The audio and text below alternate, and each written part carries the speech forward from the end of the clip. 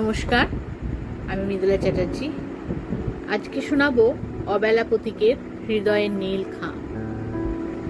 শুনুন, আমাদের তো চিঠিপত্র বহু বছর আগে উঠে গেছে। কবির ভাষা শুনি। একটি চিঠি দিও, খুব সাধারণ কোনো চিঠি। বিশ্বাস করো, আমি এক টুকরো কাগজ পেতে চাই, যাতে মিশে থাকবে তোমার আঙুলের ছাপ।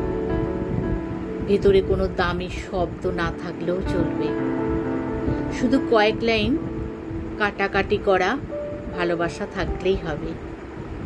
ঠিকানা নাইবা দিলে, কিংবা নাইবা লিখলে নিজের নাম, শুধু তোমার মনের একটু ছোঁয়া থাকলেই হবে।